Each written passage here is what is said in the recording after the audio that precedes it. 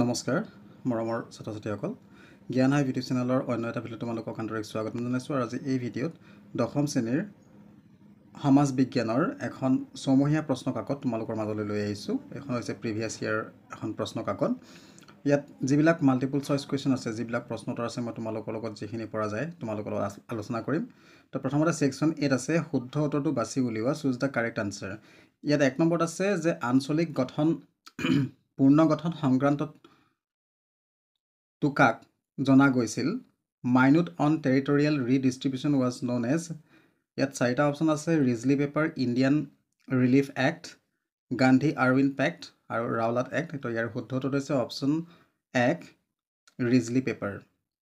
B number আছে অসমত ইংৰাজে দাস প্ৰথা বিলুপ্তি ঘটাইছিল। Slave system in Assam was abolished by British in the year 1843, 1834, 1824 আৰু 1840। তো ইয়াৰ শুদ্ধ উত্তৰটো হৈছে অপশ্যন 1 1843। চি নম্বৰ আছে মণিৰাম দেৱানৰ লগত কাক ফাঁচী কাঠত ওলমোৱা হৈছিল। Who was hanged along with Maniram Dewan. ইয়াত আছে জীউৰাম দুলীয়া বৰুৱা, পিয়লি বৰুৱা, গোমধৰ কোঁৱৰ আৰু দুতিৰাম বৰুৱা। তো ইয়াৰ শুদ্ধ উত্তৰটো হৈছে option 2 Piyali Barua. D number আছে IUCN সংস্থাটো কোনটো আন্তঃৰাষ্ট্ৰীয় সংস্থাৰ অন্তৰ্গত। IUCN belongs to which international organisation. UNO, WWF, UNEP, ICC। তো ইয়াৰ উত্তৰটো হৈছে অপশ্যন 1 UNO অৰ্থাৎ ইউনাইটেড নেশ্যনছ অৰ্গেনাইজেশ্যন। তাৰপিছত আছে ই নম্বৰত গোলকীয় উত্তাপ বৃদ্ধি হ'ল the increase of global warming is a আন্তঃৰাষ্ট্ৰীয় সমস্যা, ইণ্টাৰনেশ্যনেল প্ৰব্লেম, আঞ্চলিক সমস্যা, স্থানীয় সমস্যা, ব্যক্তিগত সমস্যা। তো ইয়াৰ উত্তৰটো হ'ব অপশ্যন 1 আন্তঃৰাষ্ট্ৰীয় সমস্যা অৰ্থাৎ ইণ্টাৰনেশ্যনেল প্ৰব্লেম। এফ নম্বৰ আছে তলৰ কোনটো অবিহিত মুদ্ৰাৰ উদাহৰণ। Which of the following is the example of non legal tender money. প্ৰতীক মুদ্ৰা টোকেন মানি, ধাতু মুদ্ৰা মেটালিক মানি, কাগজী মুদ্ৰা পেপাৰ মানি আৰু চেক মুদ্ৰা চেক মানি। তো ইয়াৰ শুদ্ধ উত্তৰটো হৈছে অপশ্যন 4 চেক মুদ্ৰা বা চেক মানি। যি নম্বৰ আছে বায়ুমণ্ডলত কাৰ্বন ডাই অক্সাইডৰ পৰিমাণ কিমান। What is the proportion of carbon dioxide in atmosphere. 0.0035%, 0.035%, 0.35%, 3.35%। তো ইয়াৰ শুদ্ধ উত্তৰটো হ'ব অপশ্যন 2 0.035%। নেক্সট কুৱেশ্যনটো আছে ব্ৰিটিছৰ বিৰুদ্ধে সংঘটিত হোৱা প্ৰথম কৃষক বিদ্ৰোহটো আছিল the first peasant uprising against the British was known as. Rangia কৃষক বিদ্ৰোহ, পেজেণ্ট ৰিভল্ট অফ ৰঙিয়া। লাচিমাৰ কৃষক বিদ্ৰোহ, peasant revolt of Lachima. Phulaguri Dhawa আৰু পথৰুঘাটৰ কৃষক বিদ্ৰোহ, পেজেণ্ট ৰিভল্ট অফ পথৰুঘাট। তো ইয়াৰ শুদ্ধ উত্তৰটো হ'ব অপশ্যন 3 ফুলগুৰি ধাৱা। আই নম্বৰত আছে কোনটো আন্দোলনৰ সময়ছোৱাত গান্ধীজীয়ে কৰিম কিম্বা মৰিম শ্লোগানটো দিছিল। For which movement the slogan do or die was given by Mahatma Gandhi. আইন অমান্য আন্দোলন, অসহযোগ আন্দোলন, ভাৰত ত্যাগ আন্দোলন, স্বদেশী আন্দোলন। ইয়াৰ শুদ্ধ উত্তৰটো হৈছে অপশ্যন 3 ভাৰত ত্যাগ আন্দোলন অৰ্থাৎ কুইট ইণ্ডিয়া মুভমেণ্ট। যে নম্বৰ আছে মৰুকৰণৰ দ্বাৰা সৰ্বাধিক আক্ৰান্ত মহাদেশখনৰ নাম হ'ল। The name of the continent mostly affected by desertification is. উত্তৰ আমেৰিকা, আফ্ৰিকা, এছিয়া, দক্ষিণ আমেৰিকা। তো ইয়াৰ শুদ্ধ উত্তৰটো হৈছে অপশ্যন 1 উত্তৰ আমেৰিকা অৰ্থাৎ নৰ্থ আমেৰিকা। নেক্সট কুৱেশ্যনটো আছে অসমীয়া কৃষকৰ পৰা ভূমি খাজানা বৃদ্ধি নিৰ্ধাৰণৰ বিৰুদ্ধে কোনে মফত মিলছক আৰ্জি লিখিছিল। Who wrote the application to Moffat Mills against fixation of high land revenue from the Assamese peasants. Maniram Dewan, Piyali Barua, Mahatma Gandhi, Anandaram Dhekial Phukan. তো ইয়াৰ শুদ্ধ উত্তৰটো হৈছে অপশ্যন 1 মণিৰাম দেৱান। নেক্সট কুৱেশ্যনটো আছে তলৰ কোনটো প্ৰতিৰোধকৰ এটা উদাহৰণ। Which of the following is an example of resistance. কয়লা, খনিজ তেল, অনুৰ্বৰ ভূমি, মথাউৰি। তো ইয়াৰ শুদ্ধ উত্তৰটো হ'ব অপশ্যন 3 অনুৰ্বৰ ভূমি অৰ্থাৎ ইনফাৰ্টাইল ছইল। তাৰ পাছত আছে মণিৰাম দেৱানক কোন বঙালী মুক্তিয়াৰে সহায় কৰিছিল। Who was the Bengali Mukhtiar who help Maniram Dewan. Madhu Mallik, Kamaleswar Singha, Mayaram Nazir. এইটো আচলতে নজিৰ হ'ব লাগিছিলে, প্ৰিণ্টিং মিষ্টেক হৈ আছে। তো মায়াৰাম নজিৰ, কমলা বৰুৱা। তো ইয়াৰ শুদ্ধ উত্তৰটো হৈছে অপশ্যন 1 মধু মল্লিক। দ্বিতীয় ঘূৰণীয়া মেজমেল অনুষ্ঠিত হৈছিল the second round table conference was held in London নতুন দিল্লী ছিংগাপুৰ মালয় তো ইয়াৰ শুদ্ধটো হৈছে অপশ্যন 1 লণ্ডন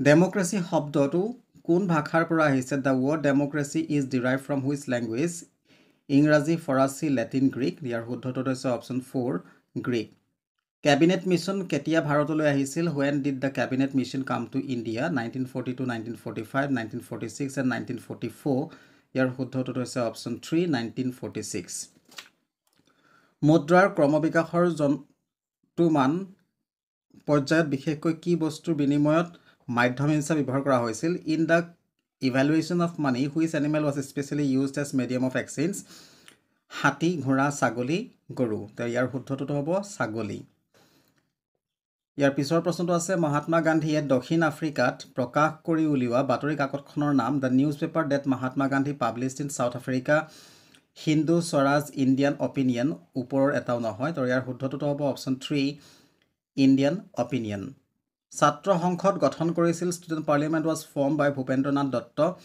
সুৰেন্দ্ৰনাথ বন্দ্যোপাধ্যায় ৰবীন্দ্ৰনাথ ঠাকুৰ আৰু বংকিম চন্দ্ৰ চট্টোপাধ্যায় ইয়াৰ শুদ্ধটো হ'ব অপশ্যন 3 ৰবীন্দ্ৰনাথ ঠাকুৰ ইয়াৰ পিছতো আছে কাৰ কাৰ্যকালত বংগ বিভাজন আঁচনিখন কাৰ্যকৰী কৰা হৈছিল in which viceroy's time did the partition of Bengal take place lord Mountbatten lord William Bentinck lord Dalhousie lord Curzon ইয়াৰ পিছৰ যিখিনি প্ৰশ্ন আছে তলৰ প্ৰশ্নকেইটা চমু উত্তৰ দিয়া তো এইখিনি মই তোমালোকক উত্তৰবিলাক কৈ নাযাওঁ জাষ্ট প্ৰশ্নখিনি পঢ়ি দিছোঁ তোমালোকে এবাৰ চাই ল'বা ইয়াত দিছে হু was the chairman of drafting committee of the constitution সংবিধানৰ খচৰা কমিটিখনৰ অধ্যক্ষ কোন আছিল তপত মুদ্ৰা কি হোৱাট ইজ হট মানি চৰকাৰীয়াৰ আয়োগত ভাৰতত কেতিয়া গঠন কৰা হৈছিল আৰু পিছতো আছে তিলক স্বৰাজ পুঁজি কাৰ সোঁৱৰণত গঠন কৰা হৈছিল in whose memory was a Tilak Swaraj fund established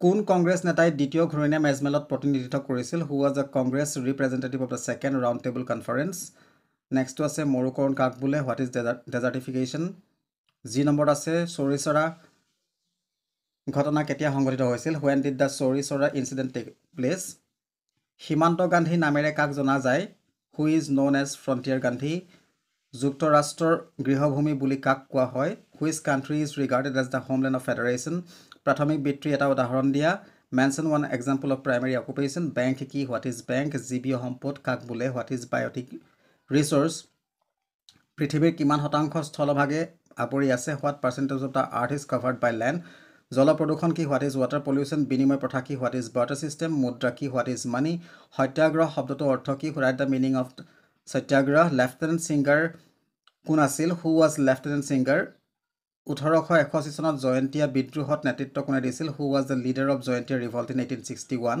Azad Hind ফৌজৰ প্ৰতিষ্ঠাতা কোন who was the founder of Azad Hind Fauj ভাৰতীয় ৰিজাৰ্ভ বেংক কোন চনত প্ৰতিষ্ঠা হৈছিল when did the Indian reserve bank established নিৰপেক্ষ সামগ্ৰী কি what is neutral stuff Damodar নদী ক'ত অৱস্থিত where is the river Damodar situated মুদ্ৰা এটা কাৰ্যলিখা write one function of money Mahatma গান্ধীয়ে কিমান চনত ভাৰত ত্যাগ আন্দোলন আৰম্ভ কৰিছিল when did Mahatma Gandhi start Quit India movement এবাৰ আহিছোঁ ছেকশ্যন বি পাৰ্ট 1 বংগ বিভাজন অন্তৰ্নিহিত উদ্দেশ্য কি আছিল what were the intention of the partition of Bengal স্বদেশী আন্দোলনৰ দুটা ফলাফল উল্লেখ কৰা মেনশ্যন টু ৰিজাল্টছ অফ স্বদেশী মুভমেণ্ট কেতিয়া আৰু ভাৰতীয়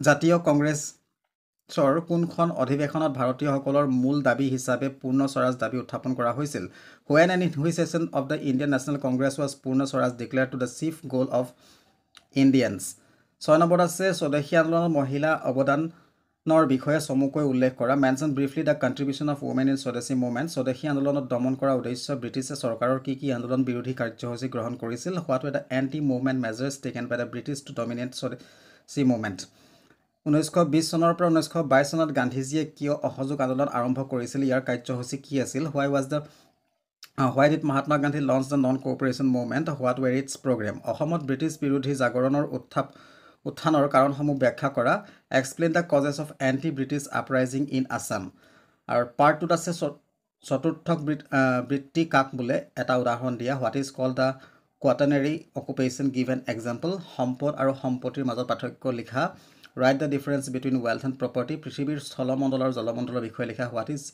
right in brief about Earth's lithosphere and hydrosphere পৰিৱেশৰ আঞ্চলিক সমস্যা দুটা উদাহৰণ দিয়া give two examples of environmental problem regional environmental problem প্ৰদূষণ কি বায়ু কেনেকৈ প্ৰদূষিত হয় what is pollution how air is polluted সম্পদ কাক বোলে সম্পদৰ প্ৰয়োজনীয়তা সম্পৰ্কে উদাহৰণসহ চমুকৈ বৰ্ণনা কৰা what is resource narrate briefly with example about the importance of resource পৃথিৱীৰ পৰিৱেশৰ মণ্ডলৰ চাৰিটা সম্বন্ধৰ বিষয়ে চমুকৈ আলোচনা কৰা discuss briefly the relation among the four major components of the আৰ্থছ environment এবাৰ আহিছোঁ পাৰ্ট 3 লৈ নাবাৰ্ড কি ইয়াৰ এটা কাৰ্য লিখা what is NABARD right one function of NABARD ভাৰতীয় সংসদীয় গণতন্ত্ৰ আৰু ইংলেণ্ডৰ সংসদীয় গণতন্ত্ৰৰ মাজত থকা দুটা পাৰ্থক্য উল্লেখ কৰা mention two differences between parliamentary democratic system of India and that of England next কুৱেশ্যনটো আছে ভাৰতবৰ্ষৰ যুক্তৰাষ্ট্ৰীয় ব্যৱস্থা বৈশিষ্ট্যসমূহ আলোচনা কৰা discuss the characteristics of Indian federal system আৰু তাৰ বিনিময়ত তোমালোকে এইটো লিখিব পাৰা নাইবা এইটো লিখিব পাৰা যে ভাৰতবৰ্ষৰ সংবিধানৰ প্ৰস্তাৱনাত সংবিধানৰ আদৰ্শ কেনেদৰে প্ৰকাশ পাইছে চমুকৈ বৰ্ণনা কৰা explain in brief how the ideas of the Indian constitution have been manifested in its প্ৰিএম্বল